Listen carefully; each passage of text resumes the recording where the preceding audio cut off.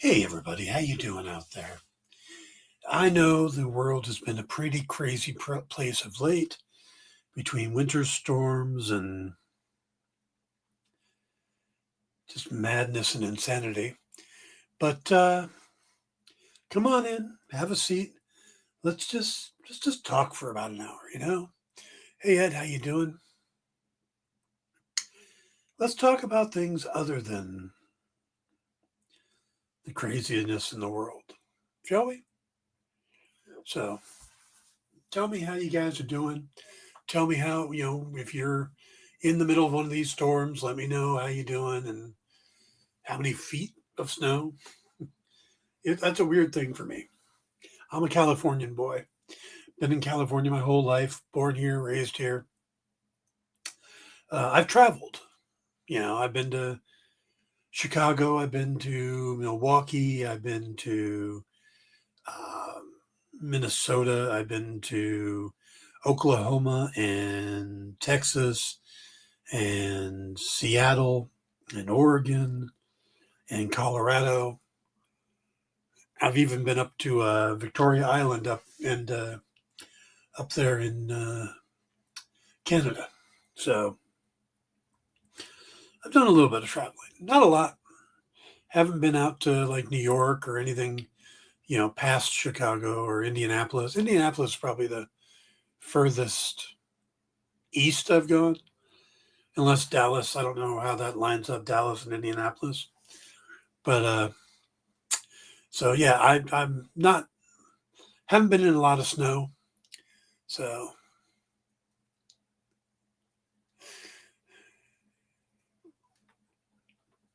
yeah, I've been to a lot of places. I used to travel for my job. I used to be a computer programmer, and I worked in the automotive aftermarket.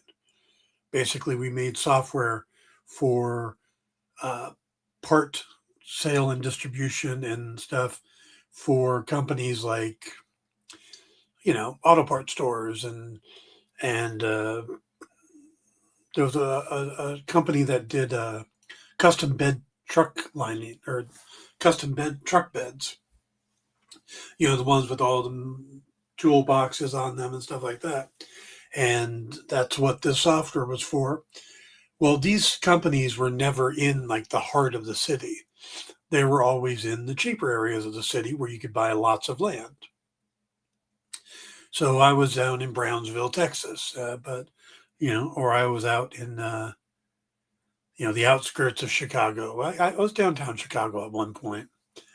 Actually, Chicago is where I tell the story that I was at a company in Chicago, and I walked across the street to a bodega that just to get a Dr. Pepper.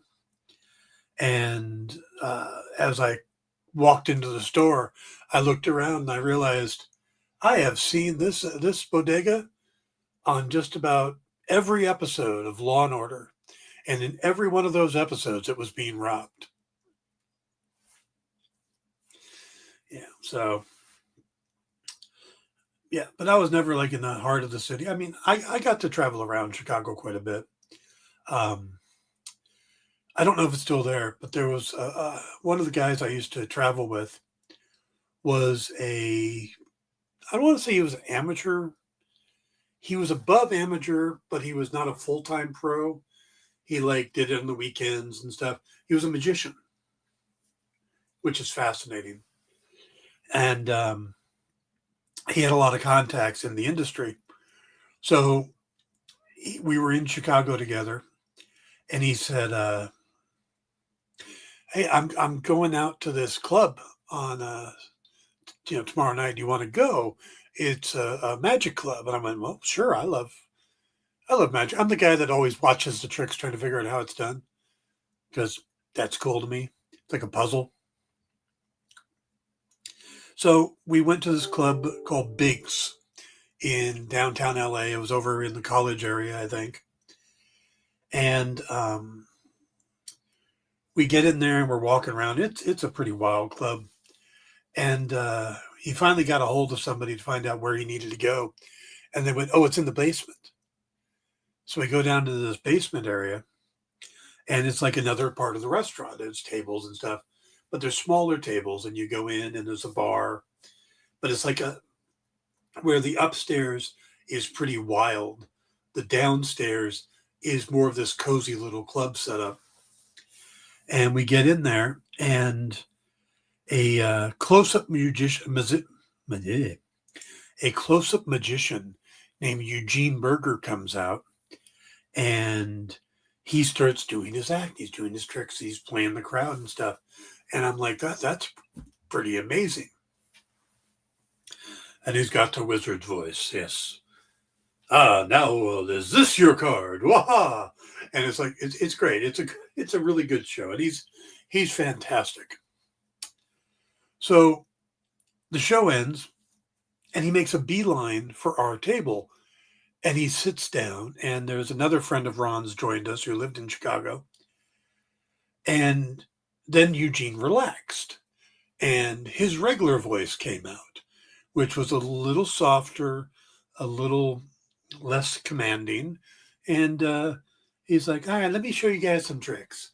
And he's showing some tricks, and he's doing them, but he stops for a second, looks at me and goes, you a magician? And Ron immediately turns, no, but he's a creative. He's a writer. Oh, okay. All right. So no telling. And he starts doing these tricks, but he's explaining them as he goes. And I'm just blown away by this, because I'm like, wow, I didn't realize how that then.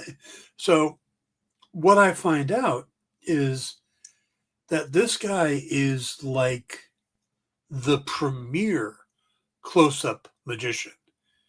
If you go into a magic store and you look for a book on close-up magic, there's a better than average chance it's written by Eugene Berger. He's the guy, you know? Just amazing. And it's sleight of hand, the whole thing. So a couple of years later, I'm in downtown Universal or downtown Disney, one of the two, I don't remember. It's been a lot of years. And there's a little magic shop. And I go into the magic shop, and I'm talking to the guy doing the tricks there and stuff. And, and he's doing some close-up magic and stuff. And I went, any of this stuff, Eugene Berger? He goes, how do you know of Eugene Berger? I went, well, friend of a friend, I went, and I told him about the little dinner stuff. He goes, oh. All right, well, this is how this trick is done. And he starts explaining it to me, and I'm like, oh my God, is that the secret password to get magicians to talk? Mention Eugene Berger. But that's one of my best memories from Chicago. So, all right. That would be so cool. I'd love to have an experience like that. I love finding out how the tricks are done. Yeah, it was. It really was. And I remember a couple of them, but I don't share them because how I learned them, how he showed me. And it's made kind of figuring tricks out a little easier. So when you see them done, there's a couple tricks I didn't know that I can now use to try to decipher. But he was a very nice guy. And if you look him up online, you can still see he does some magic tricks and stuff online. There's some videos out there, but a little bit older now. I believe he's passed away by now. But so, yeah, that was cool, though. That was a cool experience. All right, guys. Tonight we're going to talk about some different things. I'm going to say I've been reading again, but that's a little disingenuous for part of it. I've been reading the Absolute books. I told you guys I've read the Absolute Batman and the Absolute Superman. Well, I've now read the Absolute Wonder Woman. I'm halfway through Absolute Flash. These are all the trades. I'm picking up the trades. And I've got Absolute Green Lantern queued up or next on my table. But I haven't been able to get Absolute Martian Manhunter yet. Every time I go to order it, it's, like totally sold out. So I'm going to have to look into that and see what happened.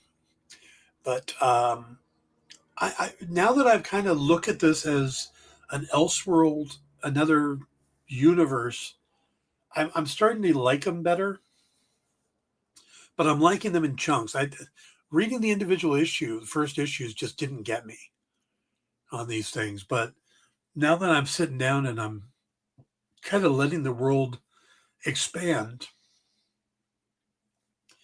I like Absolute Batman. I really liked Absolute Superman.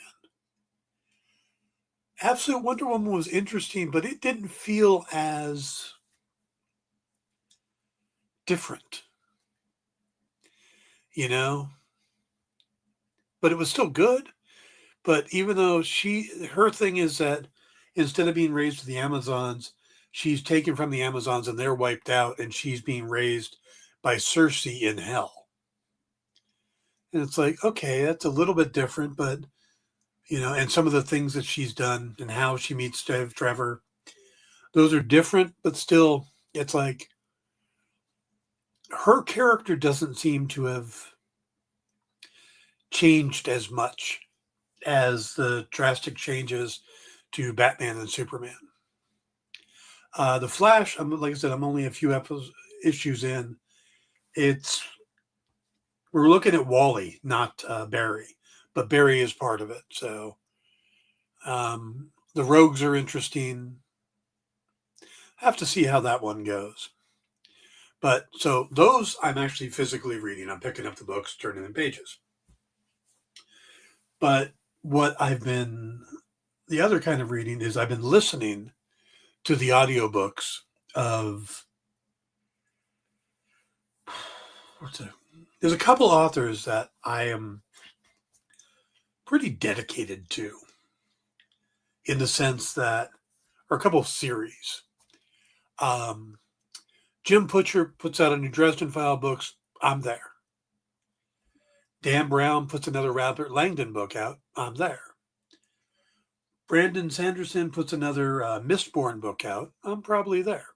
Now, with some of these authors, they've got other series, and I don't necessarily jump into them. Butcher's got a couple. He's got the Codex Alera or something, and haven't really gotten to those. Sanderson has A Way of Kings. Dan Brown has like Digital Fortress, I think was another book he did. But, Mistborn, Robert Langdon, Dresden Files. Those are the three. And recently, all three have had new books come out. And I've gotten two of them finished. I'm starting on the third one. Now, I finished Dan Brown's book Monday of last week. This is called The Secrets of Secrets. It's, I don't know, I want to say it's the fifth or sixth Robert Langdon book. And if none of that rings a bell, Robert Langdon is the hero of Da Vinci Code. Hey, Thomas, how you doing? Da Vinci Code, Angels and Demons, The Lost Symbol. There's another one, Origin. And this is the one I'm probably the least pleased with. And I'm not saying it's not a good book. Dan Brown is exactly what you expect him to be. If you've read Da Vinci Code, if you've read Angels and Demons, or you've seen them. I mean, Tom Hanks has done 3 of those movies. The Peacock had a TV series based on one of the series as well of the books. Robert Langdon is a cool character. Robert Langdon is, this kind of, he's not really an adventurer. He's an academic who gets pulled into these worlds, but because of his knowledge and his eidetic memory, he can solve things. And that's great. And what really drew me to the previous books were the history. The deep dive into church lore, the deep dive into secret societies, the Masons, stuff like that. That's always fun. But the last 2 books is kind of taking, there's still a little bit of that, but now we're getting more and more into science, less into history and more into science. And maybe he's run out of history. Maybe that's what we're learning here. But this new one is all about consciousness and where our consciousness comes from, and whether or not it's tied to our bodies or not. And there's some interesting stuff in it, but it's not quite the same. And Dan Brown's got this thing where he always seems to have two protagonists. He's got the henchman and the real bad guy. And sometimes those two aren't necessarily connected. But it's kind of his trope. And again, that's what he does here. So there is some definite historic stuff. He gets into the legend of the golem in Jewish folklore. He spends a lot of time on the history of Prague. So from that point of view, you get that. But there's also a lot on this new science stuff, this disassociated conscious. So I didn't enjoy it as much, because it felt a little formulaic and a little off topic. So now it's not saying I didn't enjoy it, but if I'm doing a 1 to 10 rating, I'm going to go probably 6.5 on these, where I usually get, like Da Vinci Code, it was 8.5, stuff like that. So it's a little bit down. Then we move on to the next book. And the next book literally dropped at midnight on Monday going into Tuesday. And I was up, saw that it downloaded to my phone or my Audible, listened to the first chapter at least. And this book is Jim Butcher's Dresden Files, the newest book, 12 months. Now, it is the 18th book in the Dresden Files. It is also, there's also a bunch of short stories that he's done in different anthologies. It's kind of interesting. He'll do that. He'll put one of his Dresden Files stories, just a short story, into an anthology full of up-and-coming writers to help draw attention to that book. Because he could just put all the short stories together in a collection and put them out and sell them. But he does it this way, and what it does is it helps bring attention to a bunch of new authors, which I think is awesome. I like Jim Butcher in a lot of ways. I've heard some stuff lately that maybe he said a few things that are, I don't know, less than flattering. I don't know what they are. I don't want to know what they are. I'm enjoying his work, and that's all I need. And like I said, I don't know what they are. But somebody said it to me in one of my posts, and I'm like, don't want to know. If he's not actively out there trying to destroy people. That said, put that aside. Dresden it's interesting. I had heard of Dresden originally when I first started writing the Lucius Fogg books. Dresden was another urban fantasy book, and I didn't know what urban fantasy was when I wrote the first Lucius Fogg. It wasn't until later that I realized it was a genre, and that somebody had compared it to the Dresden Files, and I went, oh, okay. So, but my experience with it was a TV show. Sci-Fi Channel did a short attempt at a Dresden File TV show with Paul Blackthorne as Dresden. And Paul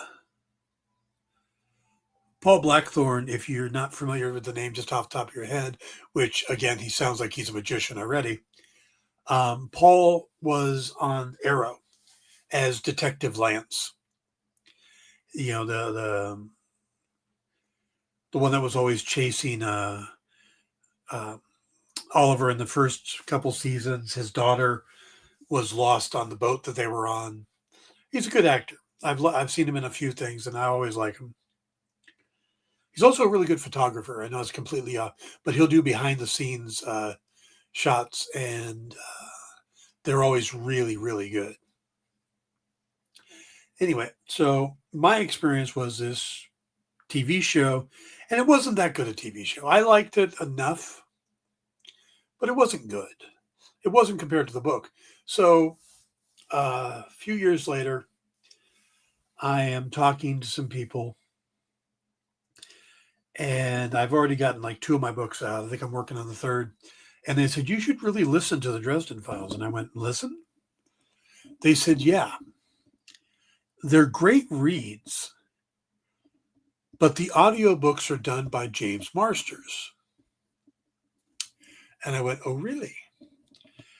And I've got a history with James because of the Metal Hurlant episode I wrote that he did. I went, I should give that a shot. And they said, yes, because it's unlike any other audiobook out there. Like, okay.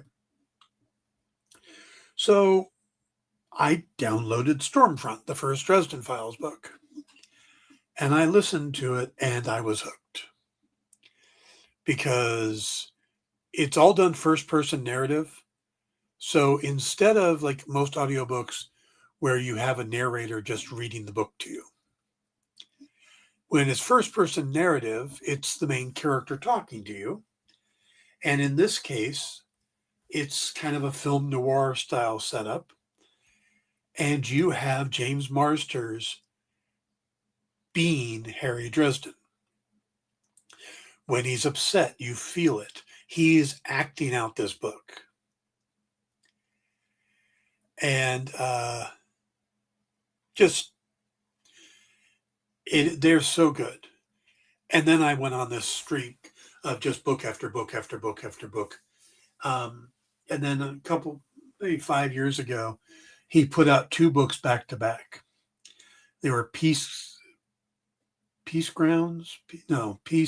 Talks, and then quickly followed by Battlegrounds. And they are just, Dresden starts as this little world, and then he adds to it, and then he adds to it. Each book, it gets bigger and bigger and bigger and more characters, and you end up with this amazing universe. And not only are there those books and these short stories, but there's also comics.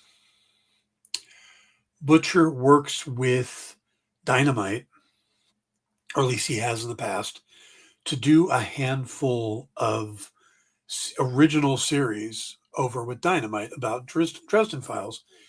And these are fascinating to me because they're canon. They're part of the universe. So you're reading a Dresden File novel, and it references something that only happened in the comics, and vice versa. You know, I mean, I talk to Dresden File fans all the time, and I'm like, you know, well, Dresden's really tall, but like, yeah, Dresden's 6'9". They're like, wait, what? Like, yeah, he's 6'9". They're like, how do you know it? They've never said, like, yeah, in the comic, they specifically say, and that's canon. They're like, oh, wow.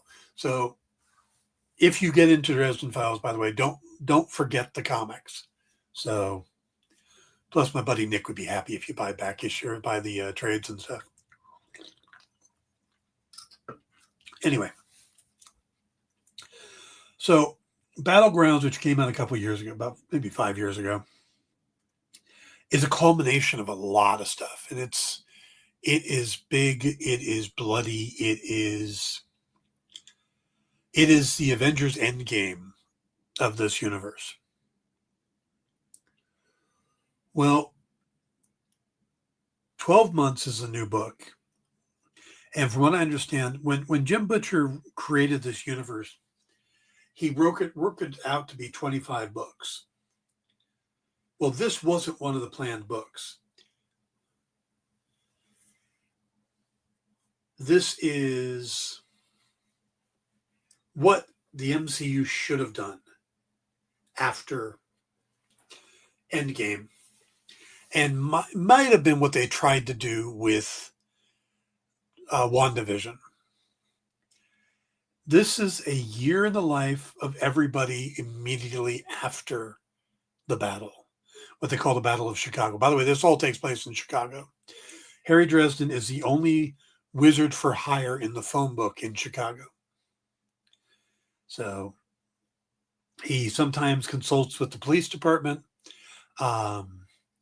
There's vampire courts. There's a White Council of Wizards. There's fae characters.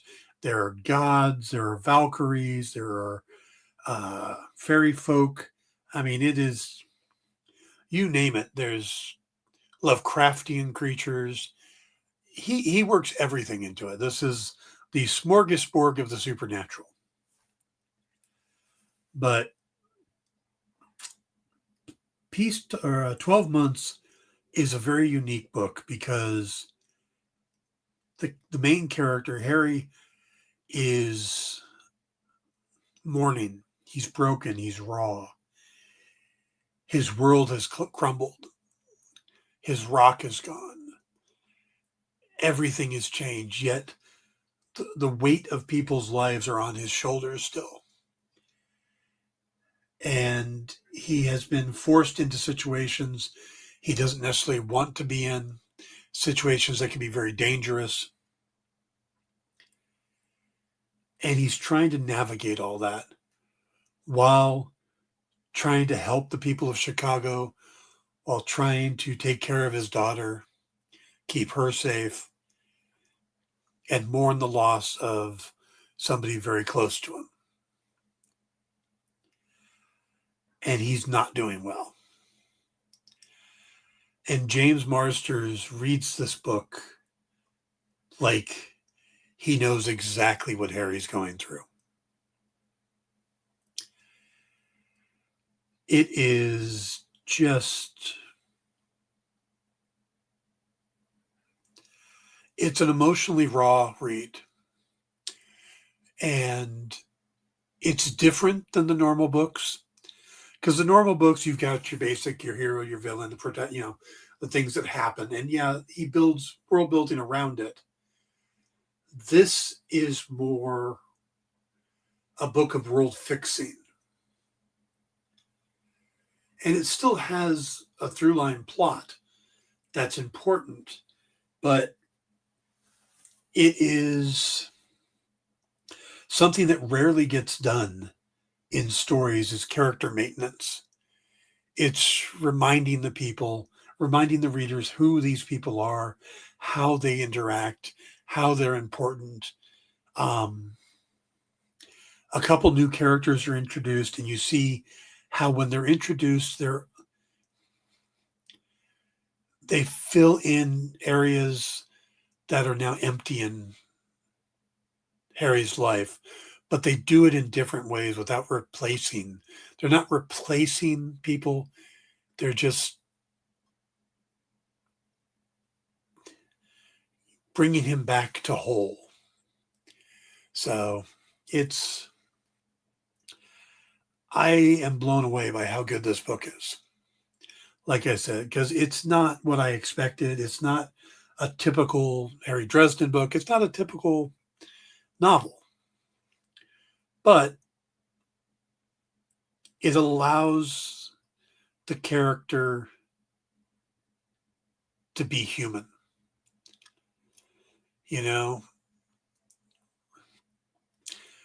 If you stop and think about it, oh yeah, this is a normal book, but how would I feel in that situation? How often does an author come along and go, yeah, we just need to heal, need time, And yeah, there's a lot of shit going on around him, but he's kind of getting that chance to take that deep breath and put his life back together. And it's interesting to see an author take the time to do that. Now, he knows that he can't just leave that out there. So Jim Butcher already is working on and has plans to release the next book called Mirror Mirror. But yeah, this one, like I said, I started it Tuesday night and I finished it yesterday morning. And what I was doing was listening while working on stuff or building miniatures. I've been building my my fiance's army. So yeah, but just listening as I went, and I got to tell you, it's been a really good book. It was a good read. And it's kind of got my mind going again. I've been kind of stalled on Chaos Game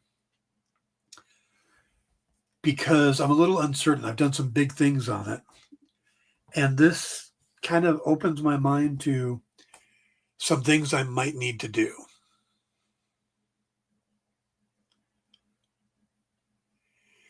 Oh, that's right. It is Jay's anniversary, Jay and Jenna's. Huh. I should remember to send them a message. Thank you, Ed. So I highly recommend the Dresden Files, but I don't recommend 12 months as a starting point.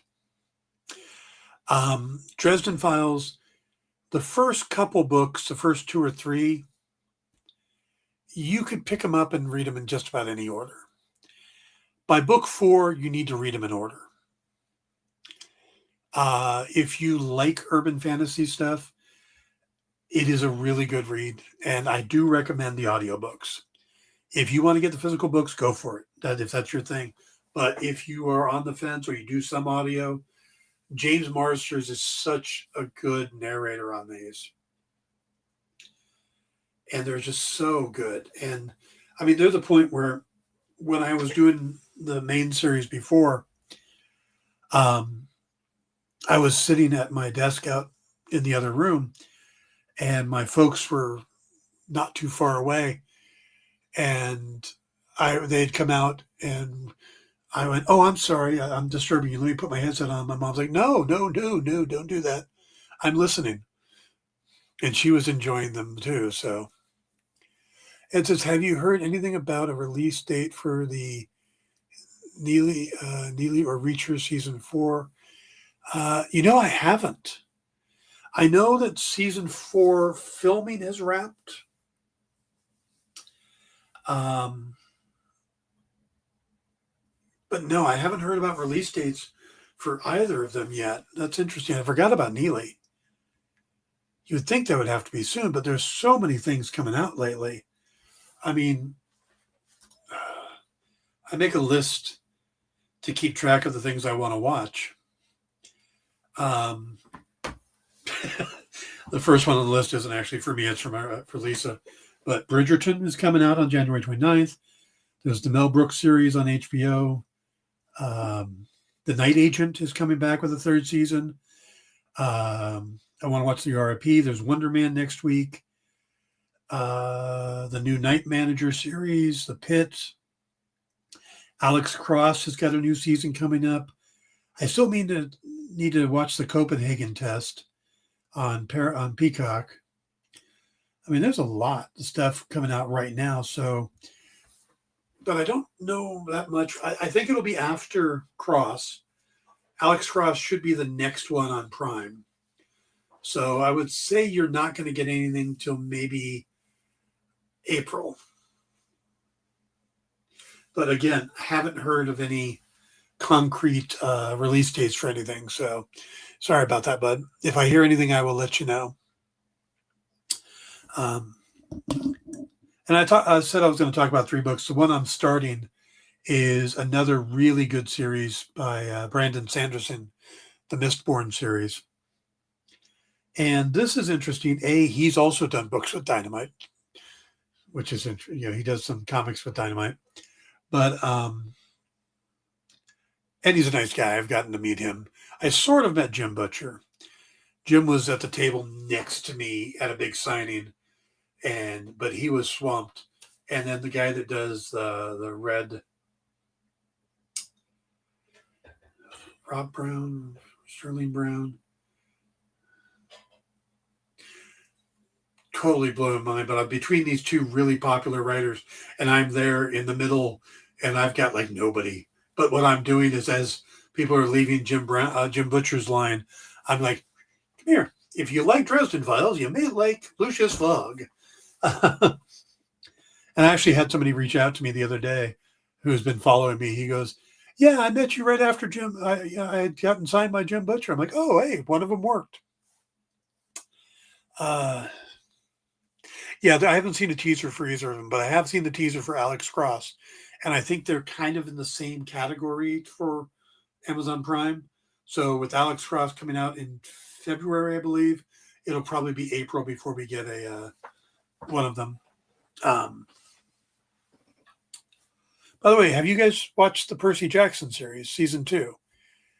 Season 3 is coming out later this year. They're finally getting smart enough to know we're going to have to crank through these if we're going to keep these kids at a relatively young age to make it plausible.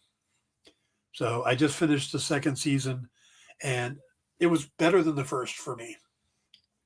The ending was a little bit let down, but that's because it's more set up for season 3. But yeah, definitely a good season. All right, so what else are we talking about today?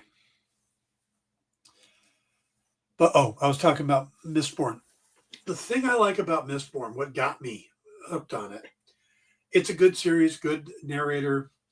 It's really good writing, but Sanderson creates something, a form of power. It's always interesting, superpowers, where they come from. Are they mutants? Are they aliens? Are they science based? He came up with a way to give people powers that it's unlike anything I've come across before.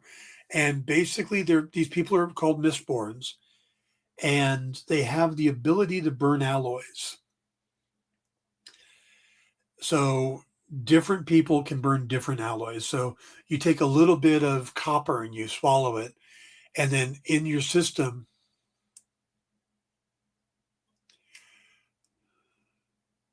no, I've heard of Percy Jackson. Percy Jackson is a really good series on Disney. It's it's kind of a young reader thing. The kids 12, 13 is kind of Harry Potter meets the Greek gods, but it's a little more adventurous and a little more teen to adult than Harry Potter is. So, and again, it's a lot of Greek gods and stuff. So if you're into Greek mythology, it's a good series. So, all right. So Mistborn. So basically, you can take a metal into your system and flare it or burn it. Percy Jackson's on Disney Plus. So, and you burn it or flare it, and what you get depends on the alloy you can burn. Some will give you speed, some will give you strength, some will give you incredible vision, things like that. I'm a little off on it.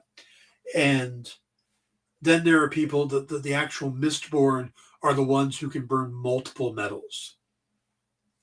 So it's a way of giving people superpowers, but also limitations built in. That if you run out of that metal, there are people who can actually negate the ability to burn your metals and stuff like that. It's a really fascinating world, but he also takes it in a couple different ways.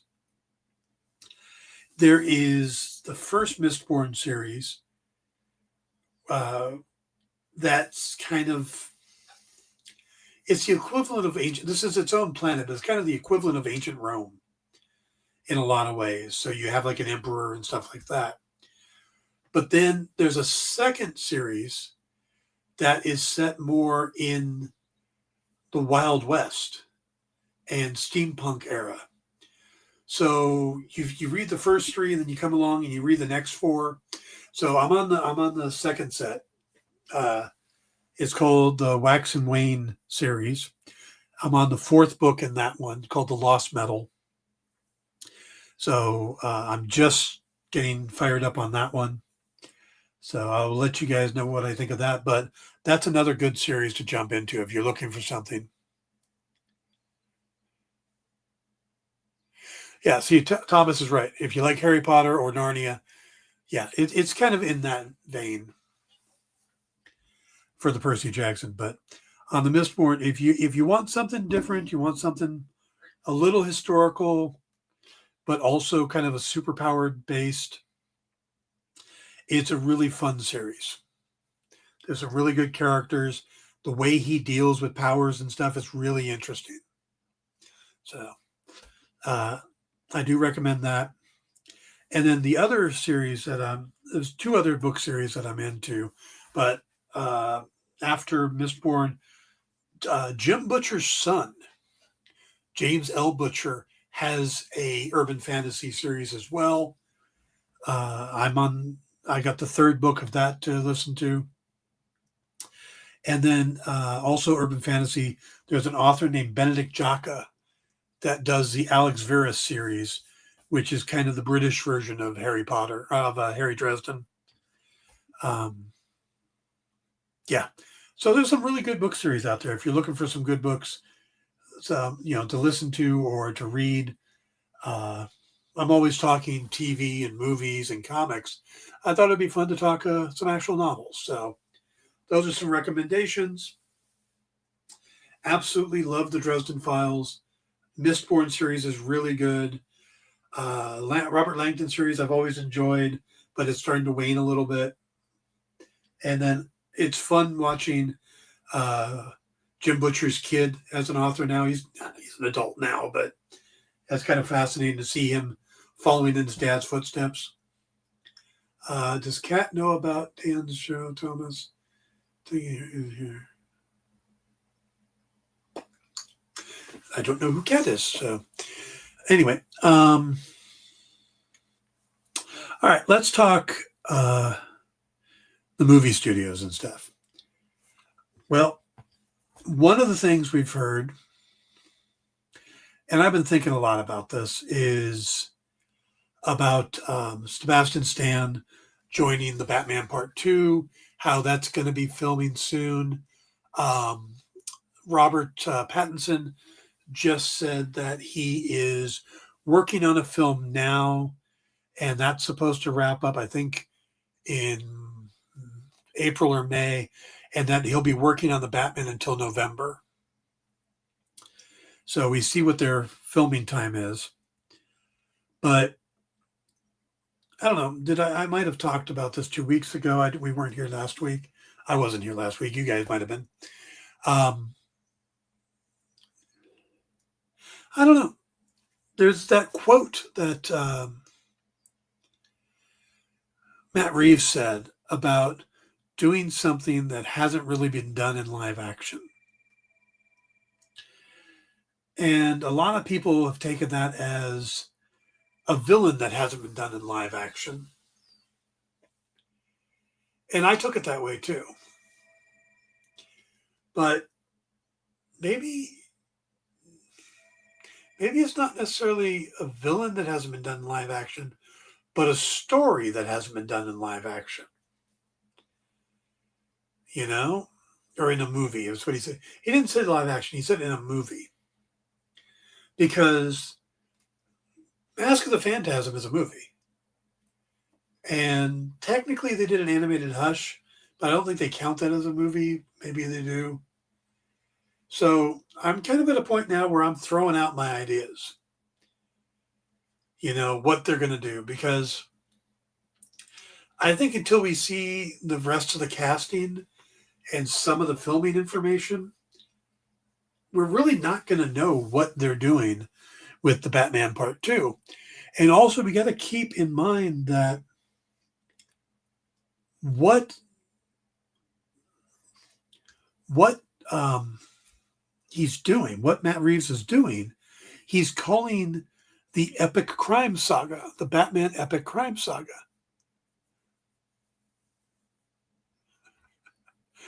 Oh, there you go. There's Kat. Hello, Kat. Welcome. So I think when we look at some of these stories for Batman, we got to keep in mind they've got to fit into the idea of an epic crime saga. You know, they can't just be, it's Mr. Freeze's story. Well, Mr. Freeze's story has nothing to do with an epic crime saga. Nothing to do with, Bruce Wayne. And that's the thing Matt Reeves wants to do, is he wants to focus on Bruce Wayne and the Batman and telling this epic crime saga and diving into that history. So the things that make sense there, some of Mask of the Phantasm works, Long Halloween works, some of the things they're doing with Hush might work. The Court of Owls would probably work. But the other thing we got to remember is that he's not doing an adaptation. He's not taking straight off the top. He's not, I'm doing the Long Halloween, so I need Calendar Man and I need Killer Croc. And no, he didn't do that. He gave us a Riddler that was pretty much this, the Son of Sam killer, or the Zodiac killer, excuse me.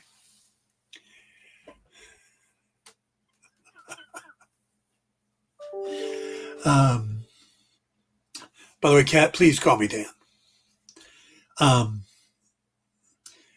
So yeah, I don't think we can kind of look at the comics anymore and go, oh, this is the story he's doing. But the only true adaptation I'm seeing is what they're doing with Supergirl. And even that is being changed some. So I think what we got to do is just stop.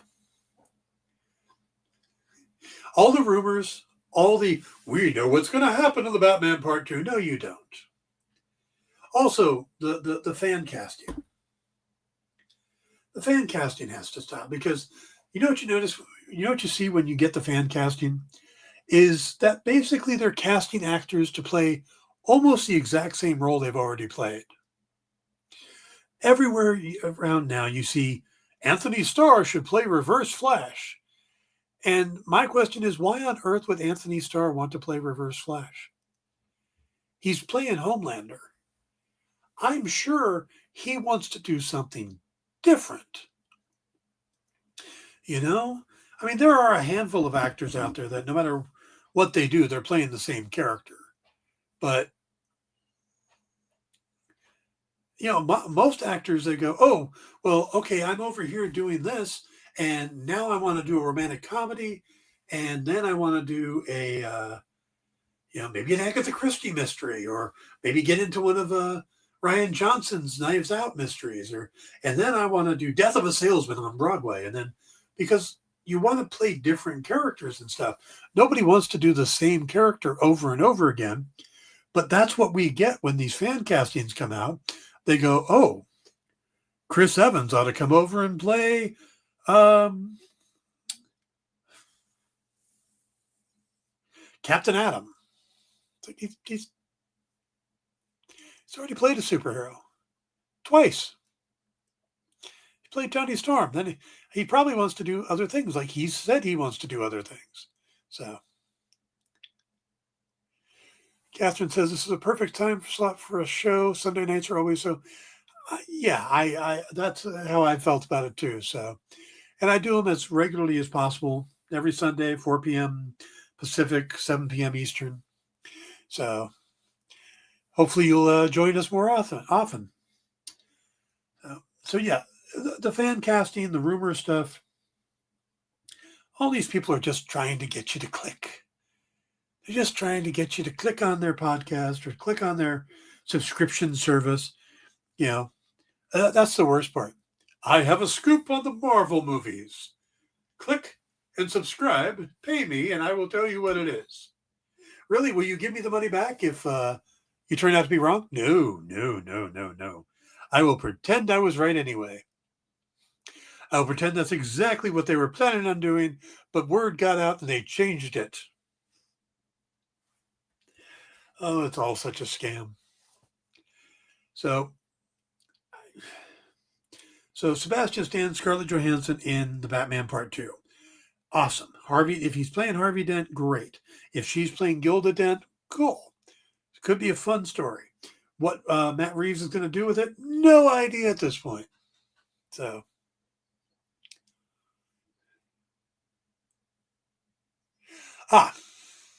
happy to, Kath. Kath, Obsidian Moon is a book series. I do comics, but I also do novels. I have 3 novels out already in this thing called, they're Lucius Fogg novels, Deadly Creatures, um, Malicious Intent, and Educated Corpses. And those are a 1950s noir series set in the supernatural world, kind of Nero Wolfe meets Doctor Strange. And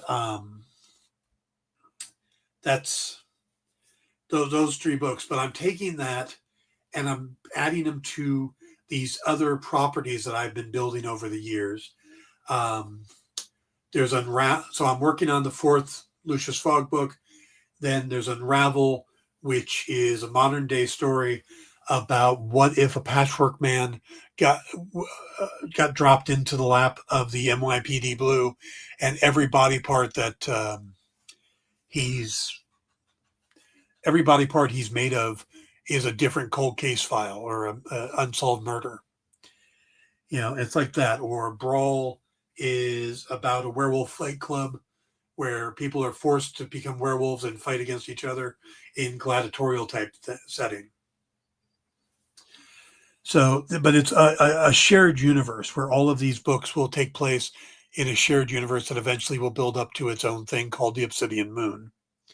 So that's what it is. It's a book series I'm currently working on, and I got kind of slowed down on it. I was trying to get it done by the end of the year, but I'm also doing some stuff for another company now, and that slowed me down a little bit. But I'm halfway through Chaos Game, which will be the next book. But the 3 Lucius Fogg books are out there, available on Amazon in digital and print. So, novels. These are just straight up novels, no, not graphic novels. So, yeah, Ed's got everything I've ever written at this point.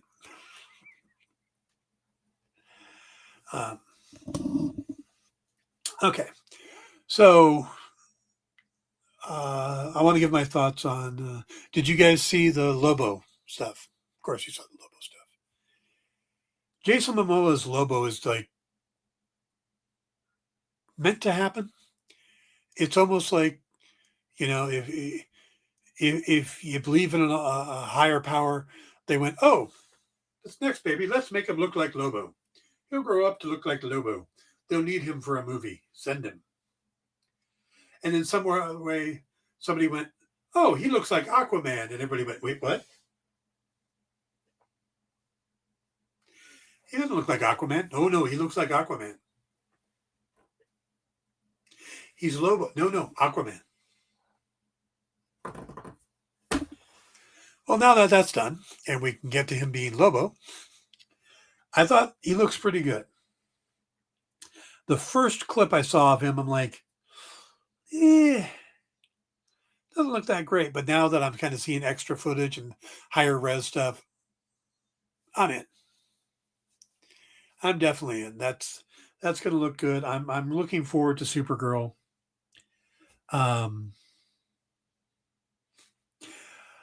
Lisa can't get over though the fact that she's Supergirl. Like, why don't they call her Superwoman? I said, because there's another character named Superwoman, and she was created at a time where calling somebody a girl wasn't as insulting. Maybe it still was, but we just didn't realize it. Thomas says, I don't know Lobo. Okay. And Ed says, I saw Lobo, but a critique. I hope this isn't the facial version of Lobo. He looks like a KISS member. And Lobo does look like a member of KISS, and that's exactly what Lisa said too. Okay. Lobo is, what's a good way to put it? Lobo is the last of his kind. It's kind of like how DC loves to have the last Kryptonian, the last Martian. Well, Lobo is the last Azarian. The only difference is that Lobo killed the rest of them. He killed all the Cesarians. He's a bounty hunter. He's a biker. He's way over the top. He could be DC's answer to Deadpool. He is cigar chomping, but he is on a power level where he can go toe to toe with Superman. He rides a space motorcycle. His face paint is not really paint. It's what he looks like. But yeah, it does look like he's Gene Simmons from KISS. He's been around since, I think he was created in 82. So he was probably heavily influenced by KISS.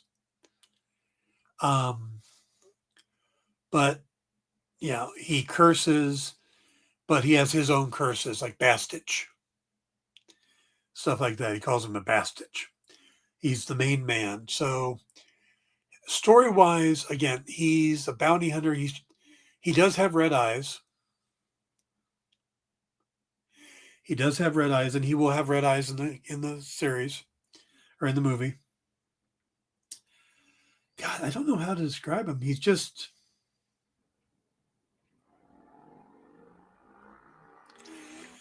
a space biker bounty hunter who is, sometimes he's a good guy, sometimes he's a bad guy, but he's always out for himself. That's just his gig. He's always out for himself. So, yeah. Lobo he's a fan favorite. A lot of people love him. What's a good way?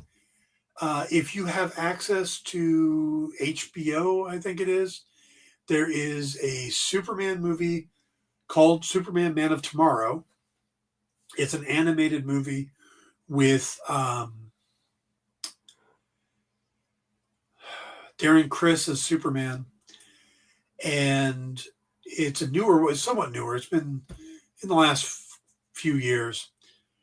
And it has Martian Manhunter and Parasite and Lex Luthor, but it has Lobo, and that would be a good introduction to Lobo. There's a good Simon Bisley run on Lobo. I will put together a better primer for Lobo. I'll give you guys maybe next week I'll have it. And if you guys want to tune in, I'll give you better history on Lobo. But he's an interesting character.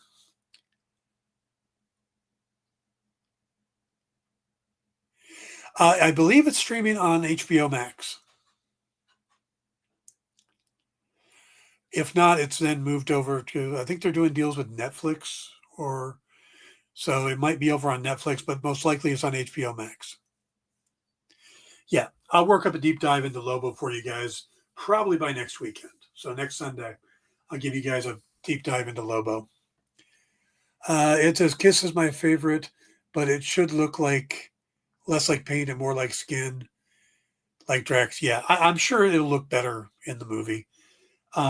It looked like that to me. It looked like paint to me at first, but then I started seeing some of the higher res images, and it looks better. So, all right. So happy to your wish is my command. There we go. I will put together a Lobo deep dive for next week. I do need to get running. Dinner's going to be done soon, but I appreciate you guys tuning in. Thomas, Kat, Ed, we're dopes. Everybody else who signed on here. I mean, we got 11 people watching. That's pretty good for me. So, but yeah, tell your friends about this. I'll be back next Sunday, and we'll keep talking. And again, as always, if there's a topic you want to do, like a deep dive into Lobo, let me know. You guys can get a hold of me on social media. Everything is under my name, Dan Wickline. And let me know, and I can try to work something up for that weekend, stuff like that. So I will see you all next week. Have a great week. Be safe. Be careful. Keep warm. And have a good one.